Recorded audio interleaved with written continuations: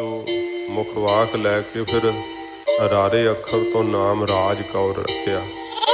उस बीबी राज कौर की कुख तो ही ऐसा महाबली योधा सूरबीर महाराजा रणजीत सिंह साहब जी का जन्म होया।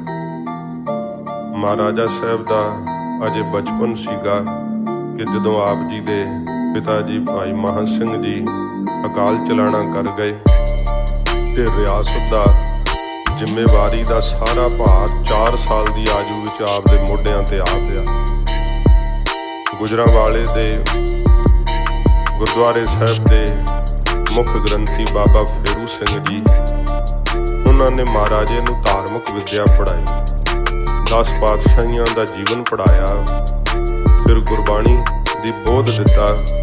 महाराजा साहब रियासत के सरदार बन के जरनैल बन के भी गुरमत विद्या पढ़ते रहे। कई इतिहासकारों ने लिखा है कि महाराजा साहब लिखना ते पढ़ना बिल्कुल नहीं सी जानते, पर साध संगत जी गुरमुखी महाराजा साहब पढ़ लेंदे सी।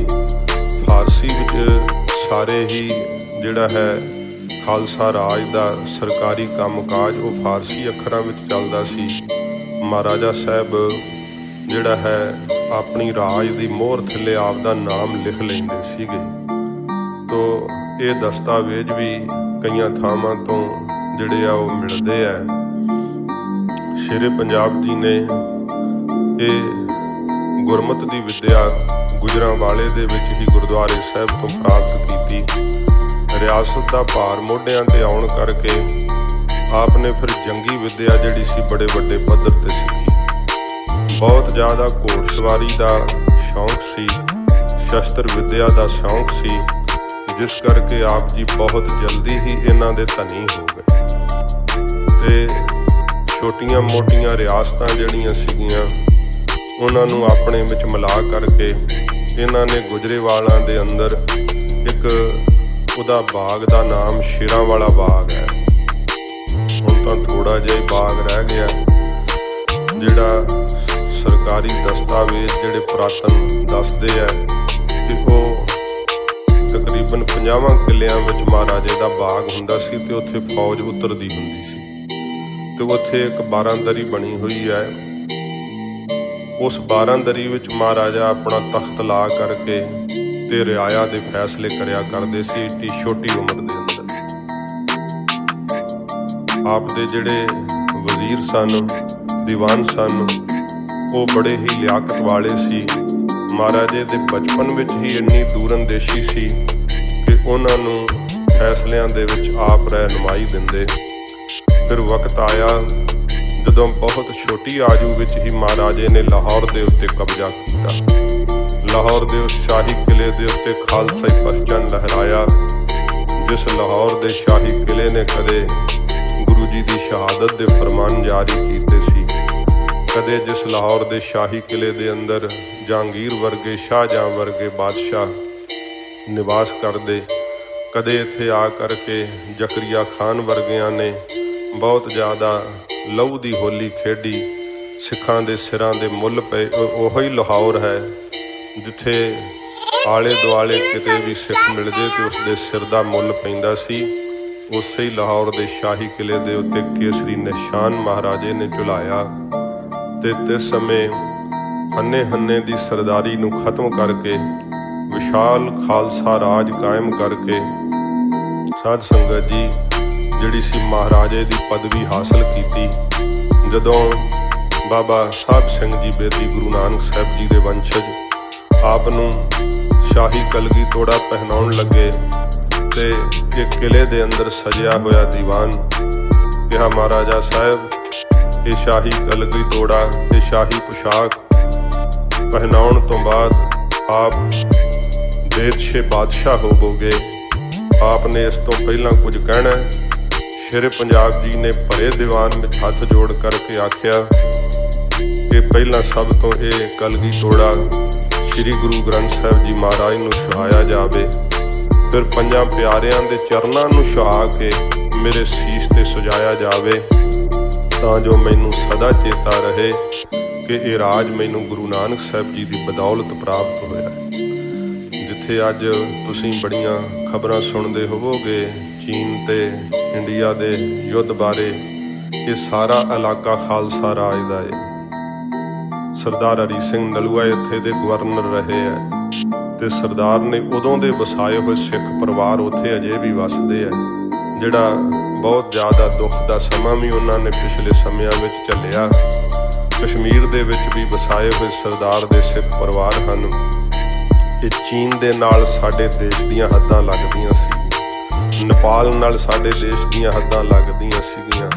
इस प्रकार नेपाल वर्गे राजे जां जिहड़ा जंग बहादुर राजे दा नाम सीगा, शेरे पंजाब दे दरबार दी इहो जी अदुੱਤੀ शोभा अंग्रेज़ां ने लिखी हुई है, अंग्रेज़ राइटरां ने लिखी है।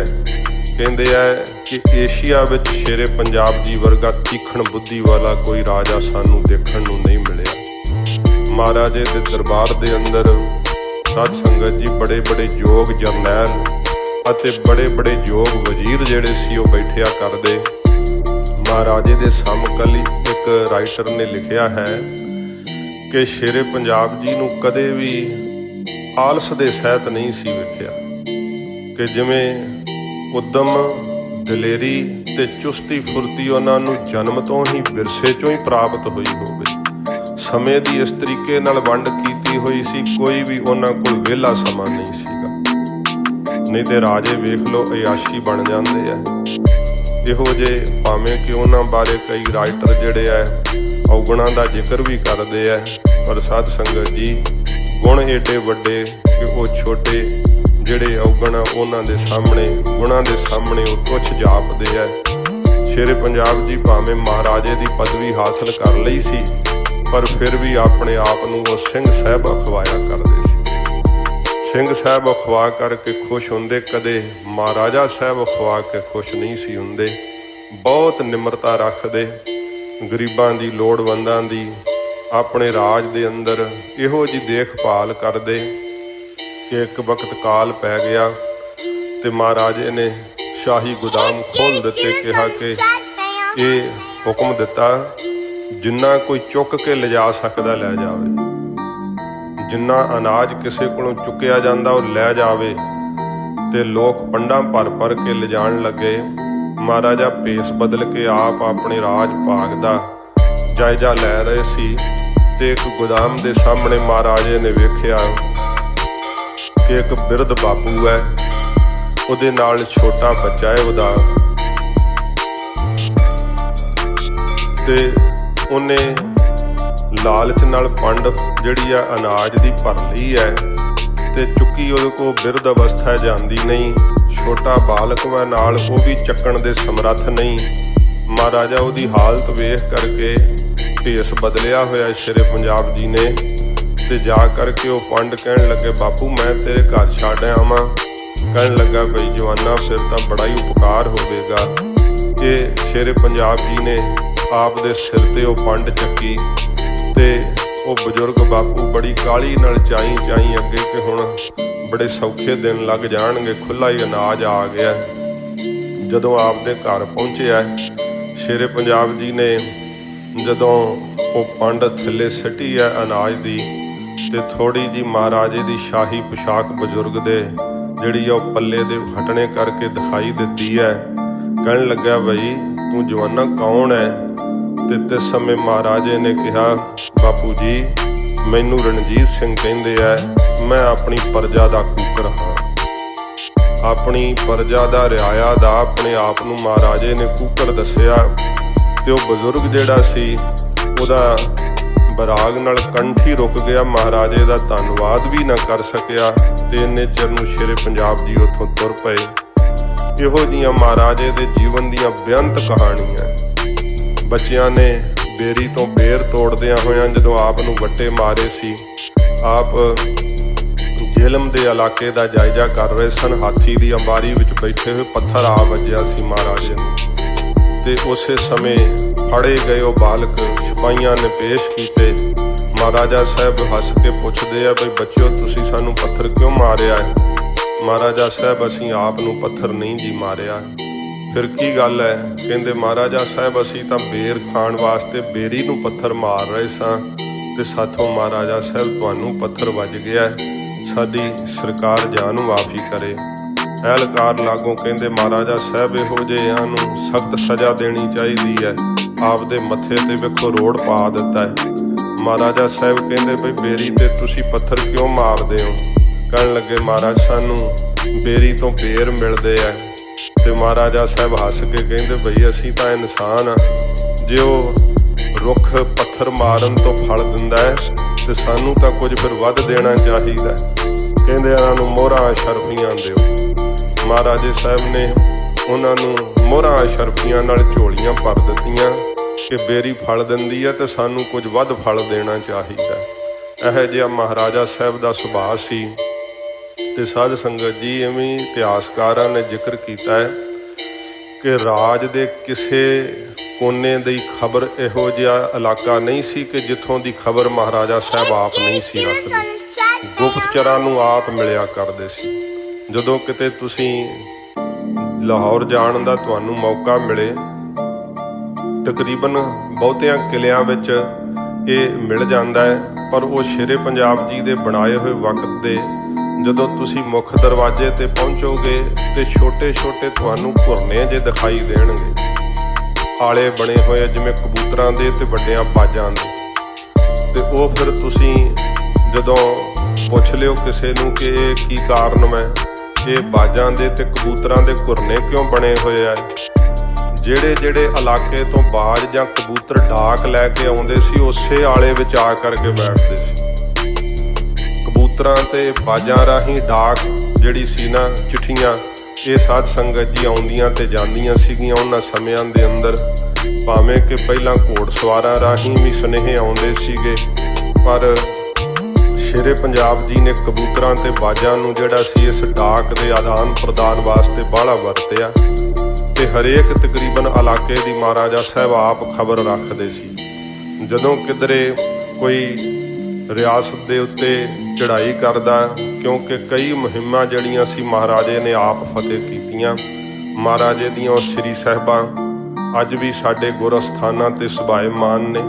2 ਤੇਗਾਂ ਤਖਤ ਸੱਚਖੰਡ ਸ੍ਰੀ ਹਜ਼ੂਰ ਸਾਹਿਬ ਸੁਭਾਏਮਾਨ ਨੇ।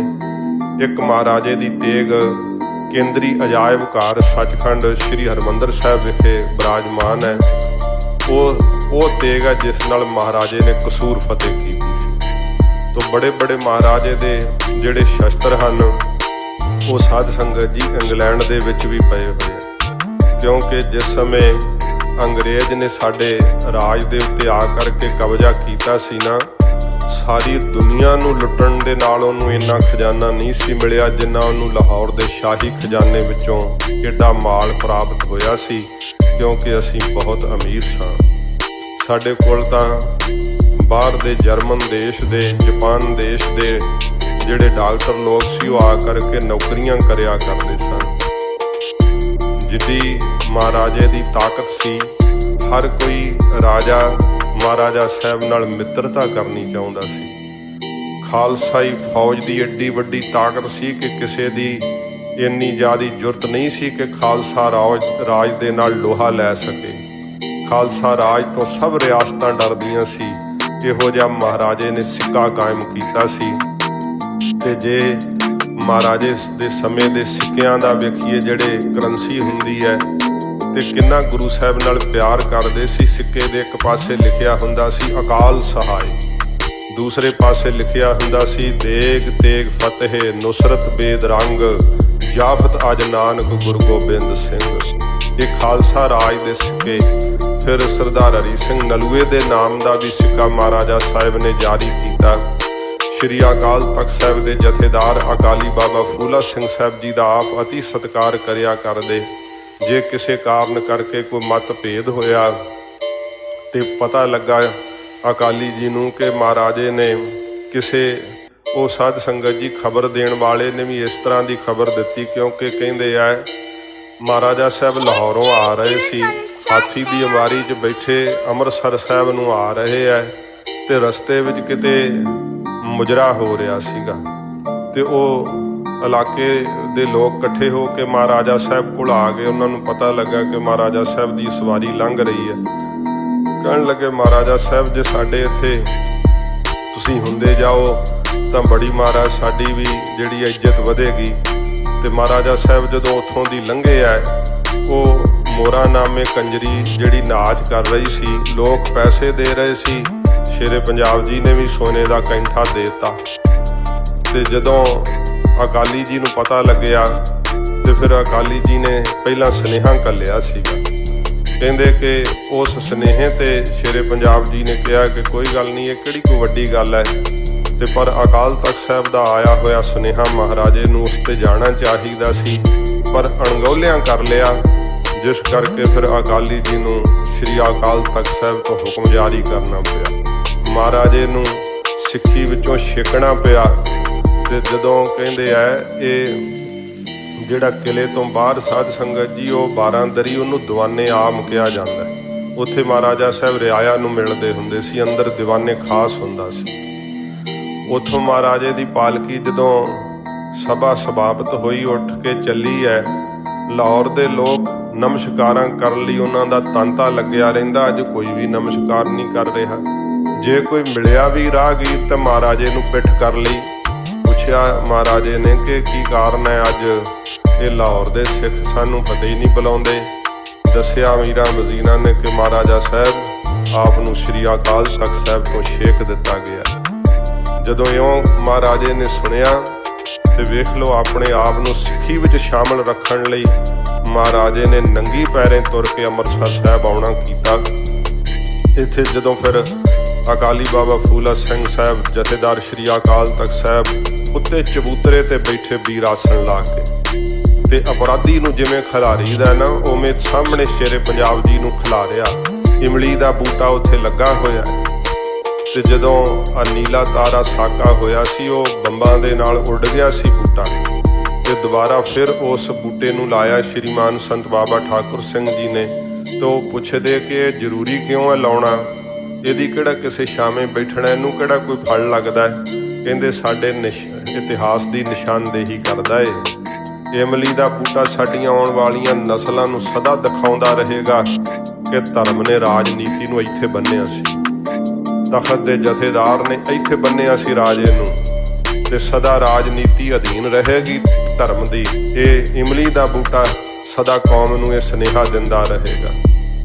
ਜਦੋਂ ਮਹਾਰਾਜਾ ਸਾਹਿਬ ਜੀ ਨੂੰ ਅਕਾਲੀ ਜੀ ਨੇ ਹੁਕਮ ਦਿੱਤਾ ਕਿ ਇਮਲੀ ਦੇ ਰੁੱਖ ਨਾਲ ਬੰਨ੍ਹ ਦਿੱਤਾ ਜਾਵੇ, ਸ਼ੇਰੇ ਪੰਜਾਬ ਜੀ ਨੂੰ ਜਦੋਂ ਬੰਨ੍ਹ ਲਿਆ ਗਿਆ, ਤੇ ਫਿਰ ਜਦੋਂ ਹੁਕਮ ਸੁਣਾਇਆ ਕਿ ਇਹਨਾਂ ਨੂੰ ਕੋਟੜਿਆਂ ਦੀ ਸਜ਼ਾ ਲਾਈ ਜਾਵੇ, ਸ਼ੇਰੇ ਪੰਜਾਬ ਜੀ ਨੇ ਫਿਰ ਬਹੁਤ ਨਿਮਰਤਾ ਤੇ ਹਲੀਮੀ ਨਾਲ ਆਖਿਆ, ਖਾਲਸਾ ਜੀ, ਜਿੰਨੇ ਮੇਰੇ ਵਿੱਚ ਔਗਣ ਨੇ ਸਾਰੇ ਇੱਥੇ ਕੱਢ ਦਿਓ, ਮੈਨੂੰ ਪਰਲੋਕ 'ਚ ਲੇਖਾ ਨਾ ਦੇਣਾ ਪਵੇ, ਮੈਂ ਹਾਜ਼ਰ ਹਾਂ ਆਪ ਦੇ ਸਾਹਮਣੇ। ਇੰਨੀ ਨਿਮਰਤਾ ਵੇਖ ਕਰਕੇ ਫਿਰ ਅਕਾਲੀ ਜੀ ਨੇ ਕਿਹਾ ਕਿ ਭਾਈ ਹੁਣ ਨਾ ਮਾਰਿਓ, ਵੱਜਿਆਂ ਵਰਗੇ ਹੋ ਗਏ। ਫਿਰ ਸ਼ੇਰੇ ਪੰਜਾਬ ਜੀ ਨੂੰ ਸੇਵਾ ਲਾਈ ਗਈ। ਇਹ ਸਾਧ ਸੰਗਤ ਜੀ ਮਹਾਰਾਜੇ ਦੇ ਸਮੇਂ ਦੇ ਇਤਿਹਾਸਕਾਰ ਲਿਖਦੇ ਹੈ ਕਿ ਸ਼ੇਰੇ ਪੰਜਾਬ ਕਿਸੇ ਨੂੰ ਜਵਾਬਦੇਹ ਨਹੀਂ ਸੀ ਸਿਵਾਏ ਖਾਲਸੇ ਤੋਂ। ਖਾਲਸਾ ਹੀ ਆਪ ਨੂੰ ਜਵਾਬਦੇਹੀ ਕਰ ਸਕਦਾ ਸੀ। ਜੇ ਕੋਈ ਗੱਲਬਾਤ ਆਪ ਨੂੰ ਕਰੜੇ ਰੁੱਖ ਵਿੱਚ ਕਰਦੇ ਸਨ ਤੇ ਸਿਵਾਏ ਅਕਾਲੀ ਬਾਬਾ ਫੂਲਾ ਸਿੰਘ ਸਾਹਿਬ ਤੋਂ ਕੋਈ ਨਹੀਂ ਸੀ ਕਰ ਸਕਦਾ। ਇਹੋ ਜਿਹਾ ਮਹਾਰਾਜਾ ਖਾਲਸੇ ਦਾ ਸਤਿਕਾਰ ਕਰਦੇ। ਤੇ ਸਾਧ ਸੰਗਤ ਜੀ, ਏਡਾ ਸਾਡਾ ਵਿਸ਼ਾਲ ਰਾਜ, ਏਡਾ ਸੁਖੀ ਰਾਜ ਕਿ ਉਸ ਰਾਜ ਦੀਆਂ ਦਾਤਾਂ ਦਿੰਦੇ ਹੈ, ਉਸ ਰਾਜ ਦੇ ਹਵਾਲੇ ਦਿੰਦੇ ਹੈ ਕਿ ਮਹਾਰਾਜੇ ਦਾ ਰਾਜ ਸੀਗਾ ਤੇ ਰਾਤ ਨੂੰ ਵੀ ਸੋਨੇ ਦੀਆਂ ਦੁਕਾਨਾਂ ਖੁੱਲ੍ਹੀਆਂ ਹੁੰਦੀਆਂ ਸੀ, ਵਿੱਚ ਮਾਲਕ ਨਹੀਂ ਸੀ ਹੁੰਦੇ, ਕਿਉਂਕਿ ਸਰਕਾਰ ਵੱਲੋਂ ਹੁਕਮ ਸੀਗਾ ਕਿ ਜਿਹਦਾ ਜਿੰਨਾ ਨੁਕਸਾਨ ਹੋ ਜਾਵੇ ਸਰਕਾਰ ਭਰੇਗੀ, ਕਿਸੇ ਨੇ ਆਪਣੀ ਦੁਕਾਨ ਨੂੰ ਤਾਲਾ ਨਹੀਂ ਮਾਰਨਾ। ਲਾਹੌਰ ਦੇ ਬਾਜ਼ਾਰ ਰਾਤ ਨੂੰ ਵੀ ਖੁੱਲ੍ਹੇ ਰਹਿੰਦੇ ਸੀਗੇ। ਇੰਨਾ ਸਤਯੁਗ ਦਾ ਸਮਾਂ ਜਾਣੋ ਮਹਾਰਾਜੇ ਨੇ ਲਾ ਦਿੱਤਾ ਸੀ। ਕਹਿੰਦੇ ਹੈ ਕਿ ਕੁੱਤੇ ਦੇ ਗਲ ਵਿੱਚ ਪਿਆ ਹੋਇਆ ਸੋਨੇ ਦਾ ਕੈਂਠਾ ਵੀ ਕੋਈ ਨਹੀਂ ਸੀ ਉਤਾਰਦਾ। ਇੰਨੇ ਲੰਮੇ ਰਾਜ ਵਿੱਚ ਸ਼ੇਰੇ ਪੰਜਾਬ ਜੀ ਨੇ ਕਦੇ ਕਿਸੇ ਨੂੰ ਫਾਹੇ ਨਹੀਂ ਸੀ ਟੰਗਿਆ, ਫਾਂਸੀ ਦੀ ਸਜ਼ਾ ਨਹੀਂ ਸੀ ਸੁਣਾਈ। ਜਦੋਂ ਆਪ ਕਿਲੇ ਦੇ ਵਿੱਚ ਕਿਤੇ ਜਾਓ ਵੇਖਣ ਨੂੰ, ਉੱਥੇ ਸਾਧ ਸੰਗਤ ਜੀ ਕੁਝ ਇਤਿਹਾਸ ਦੀਆਂ ਨਿਸ਼ਾਨਦੇਹੀਆਂ ਨੇ, ਕਿਉਂਕਿ ਹੈ ਤਾਂ ਉਹ ਪੁਰਾਤਨ ਕਿਲਾ, ਪਰ ਸ਼ੇਰੇ ਪੰਜਾਬ ਜੀ ਨੇ ਆਪਣੀ ਰਿਹਾਇਸ਼ਗਾਹ ਵਾਸਤੇ ਉਹਨੂੰ ਆਪਣੇ ਤਰੀਕੇ ਨਾਲ ਤਬਦੀਲ ਕੀਤਾ ਸੀਗਾ। ਮਹਾਰਾਜੇ ਜੀ ਜਿੱਥੇ ਆਪਣੀ ਖੁਦ ਰਿਹਾਇਸ਼ ਹੈ ਨਾ, ਉੱਥੇ ਹੋਰ ਕੋਈ ਨਹੀਂ ਰਹਿ ਸਕਦਾ ਹੁੰਦਾ ਜਿੱਥੇ ਮਹਾਰਾਜਾ ਸਾਹਿਬ ਆਪ ਰਹਿੰਦੇ ਆ। ਤੇ ਇੱਕ ਸਾਧ ਸੰਗਤ ਜੀ ਰਣਵਾਸ ਹੁੰਦਾ ਹੈ, ਉਹ ਬਿਲਕੁਲ ਜਿੱਥੇ ਰਾਣੀਆਂ ਦੀ ਰਿਹਾਇਸ਼ ਹੁੰਦੀ ਹੈ ਉਹ ਉਸ ਦੇ ਬਿਲਕੁਲ ਹੀ ਨਜ਼ਦੀਕ ਹੈ। ਪਰ ਜਿੱਥੇ ਮਹਾਰਾਜੇ ਦਾ ਦੀਵਾਨੇ ਖਾਸ, ਜਿੱਥੇ ਮਹਾਰਾਜਾ ਸਾਹਿਬ ਦਰਬਾਰ ਲਾਇਆ ਕਰਦੇ ਸੀ, ਉਸ ਤੋਂ ਅਗਲੇ ਬੰਨੇ ਹਟਵਾਂ ਹੈ ਜਿੱਥੇ ਮਹਾਰਾਜਾ ਸਾਹਿਬ ਦੀ ਰਿਹਾਇਸ਼ ਹੈ। ਪੌੜੀਆਂ ਚੜ੍ਹ ਕੇ ਇੱਕ ਚਬੂਤਰਾ ਬਣਿਆ ਹੋਇਆ ਉੱਪਰ। ਜੇ ਤੁਸੀਂ ਪੁੱਛੋ ਕਿ ਇਹ ਚਬੂਤਰਾ ਗੁਰਦੁਆਰੇ ਸਾਹਿਬ ਨਿਮਾ ਹੈ, ਕਿਉਂਕਿ ਆਪਣੇ ਗੁਰਦੁਆਰੇ ਸਾਹਿਬ ਦੇ ਜਿਹੋ ਜਿਹੇ ਗੁੰਬਦ ਹੁੰਦੇ ਆ ਉਹੋ ਜਿਹੇ ਮੁਸਲਮਾਨਾਂ ਦੀਆਂ ਇਮਾਰਤਾਂ ਦੇ ਉਹ ਨਹੀਂ ਜਿਹੜੇ ਸਾਧ ਸੰਗਤ ਜੀ ਬਣਤਰਾਂ ਦਿਖਾਈ ਦਿੰਦੀ। ਤੇ ਜਦੋਂ ਵੇਖਿਆ ਤੇ ਉਹਦੇ ਹੀ ਤਾਂ ਗੁਰਦੁਆਰਾ ਸਾਹਿਬ ਵਰਗੀ ਚਬੂਤਰੇ ਦੀ ਸ਼ਕਲ ਬਣੀ ਹੋਈ ਹੈ।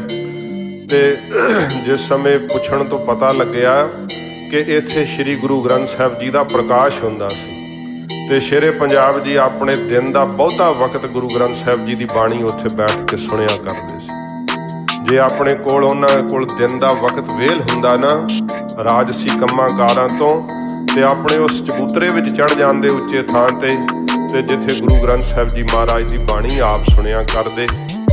ਆਪ ਦੇ ਜੀਵਨ ਵਿੱਚ ਘੰਟਿਆਂ ਬੱਧੀ ਹਰਿਮੰਦਰ ਸਾਹਿਬ ਆ ਕੇ ਕੀਰਤਨ ਸੁਣਦੇ, ਮਹਾਰਾਜ ਦੀ ਬਾਣੀ ਸੁਣਿਆ ਕਰਦੇ। ਫਿਰ ਸਾਧ ਸੰਗਤ ਜੀ ਉਸ ਮਹਾਰਾਜੇ ਦੀ ਰਿਹਾਇਸ਼ ਦੇ ਬਿਲਕੁਲ ਕੰਧ ਦੇ ਨਾਲ ਉਹ ਤਖਤ ਅਜੇ ਤੱਕ ਕਾਇਮ ਹੈ, ਕਿਰ ਰਿਹਾ ਦਿਵਾਲਿਓਂ। ਪੌੜੀਆਂ ਨਹੀਂ ਚੜ੍ਹਨ ਨੂੰ ਹੈਗੀਆਂ, ਜਿੱਥੇ ਸ਼ੇਰੇ ਪੰਜਾਬ ਜੀ ਸੋਨੇ ਦੇ ਤਖਤ ਦੇ ਉੱਤੇ ਬੈਠਿਆ ਕਰਦੇ ਸੀ। ਤੇ ਸੱਜੇ ਪਾਸੇ ਨੂੰ ਸ਼ਹਿਜ਼ਾਦਿਆਂ ਦੀ ਜਿਹੜੀ ਹੈ ਉਹ ਕੁਰਸੀਆਂ ਹੁੰਦੀਆਂ ਸੀਗੀਆਂ ਤੇ ਖੱਬੇ ਪਾਸੇ ਨੂੰ ਅਮੀਰਾਂ ਤੇ ਵਜ਼ੀਰਾਂ ਦੀਆਂ ਕੁਰਸੀਆਂ ਹੁੰਦੀਆਂ ਸੀ। ਆਪੋ ਆਪਣੀ ਥਾਵਾਂ ਤੇ ਜਰਨੈਲ ਖੜੇ ਹੁੰਦੇ ਸੀਗੇ ਤੇ ਥੱਲੇ ਜਿਹੜੇ ਸੀ ਉਹ ਸੁਗਾਤਾਂ ਭੇਟ ਕਰਨ ਵਾਲੇ।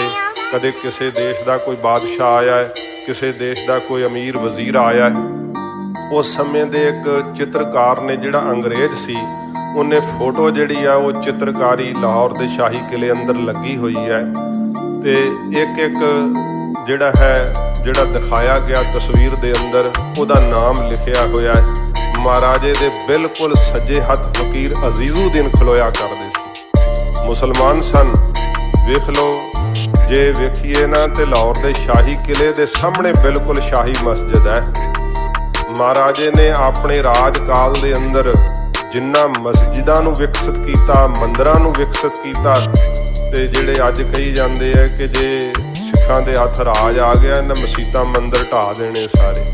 ਸਾਡੇ ਰਾਜ ਦੀ ਤਵਾਰੀਖ ਦੱਸਦੀ ਹੈ ਕਿ ਸਾਡੇ ਰਾਜ ਵਿੱਚ ਸਾਰੇ ਧਰਮ ਪ੍ਰਫੁੱਲਤ ਹੋਏ। ਹੁਣ ਸਿੱਖ ਤਾਂ ਮਹਾਰਾਜਾ ਸਾਹਿਬ ਆਪ ਸੀਗੇ, ਇਸ ਕਰਕੇ ਆਪਣੇ ਗੁਰਧਾਮਾਂ ਦੀ ਵੀ ਬਹੁਤ ਵੱਡੇ ਪੱਧਰ ਤੇ ਮਹਾਰਾਜਾ ਸਾਹਿਬ ਨੇ ਸੇਵਾ ਕੀਤੀ।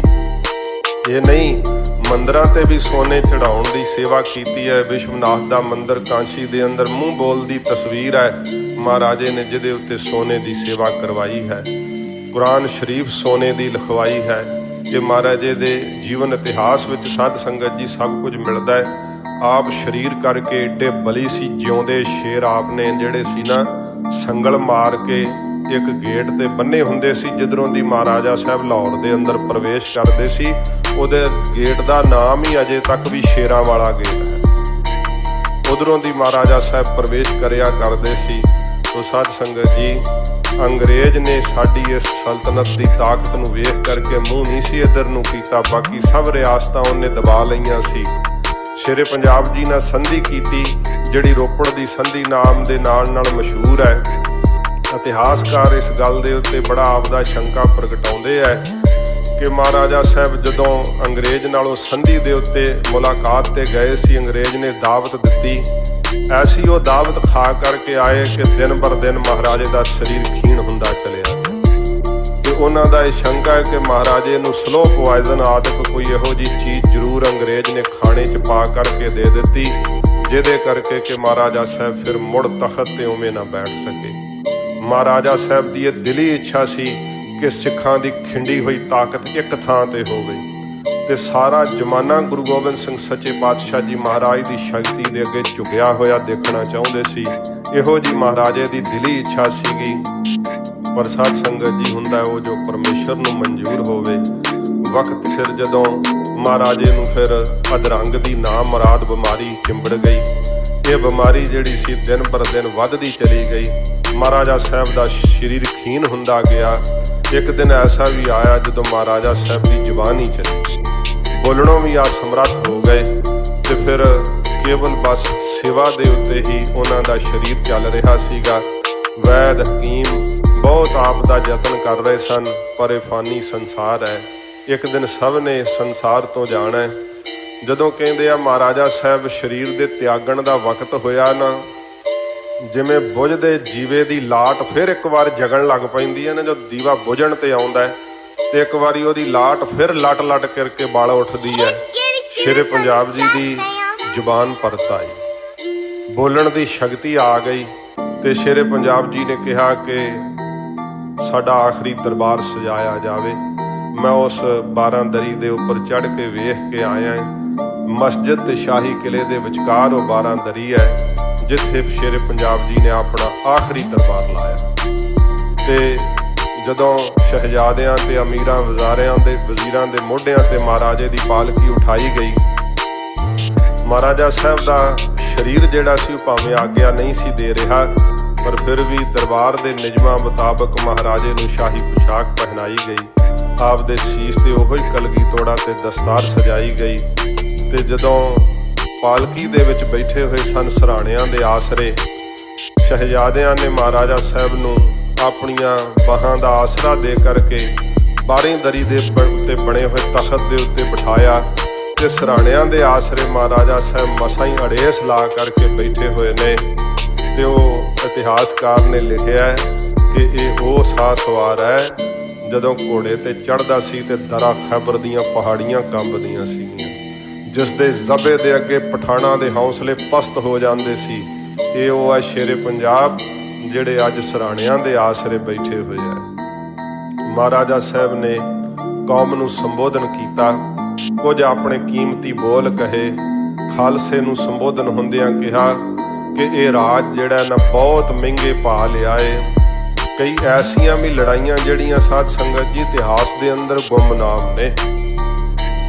ਮਹਾਰਾਜਾ ਸਾਹਿਬ ਦੀ ਅੰਗਰੇਜ਼ਾਂ ਨਾਲ 2 ਝੜਪਾਂ ਹੋਈਆਂ ਜਿਹੜਿਆਂ ਦਾ ਬਹੁਤਾ ਜ਼ਿਕਰ ਨਹੀਂ ਮਿਲਦਾ, ਪਰ ਜਦੋਂ ਉਹਨਾਂ ਇਲਾਕਿਆਂ ਵਿੱਚ ਤੁਸੀਂ ਵਿਚਰੋ ਤੇ ਉੱਥੋਂ ਦੇ ਕੁਝ ਐਸੇ ਦਸਤਾਵੇਜ਼ ਨੇ, ਕਹਿੰਦੇ ਕਿ ਇੱਕ ਛੋਟੀ ਜਿਹੀ ਝੜਪ ਮਹਾਰਾਜੇ ਦੇ ਫੌਜ ਦੇ ਨਾਲ ਹੋਈ ਸੀ ਤੇ ਇੰਨੀ ਬੁਰੀ ਤਾਂ ਅੰਗਰੇਜ਼ ਮਾਰੇ ਸੀ ਕਿ ਅੰਗਰੇਜ਼ ਨੇ ਫਿਰ ਜੁਰਤ ਹੀ ਨਹੀਂ ਕੀਤੀ ਕਿ ਖਾਲਸਾ ਰਾਜ ਦੇ ਨਾਲ ਮੈਂ ਲੋਹਾ ਲਵਾਂ, ਫਿਰ ਮਿੱਤਰਤਾ ਕੀਤੀ ਸੀ।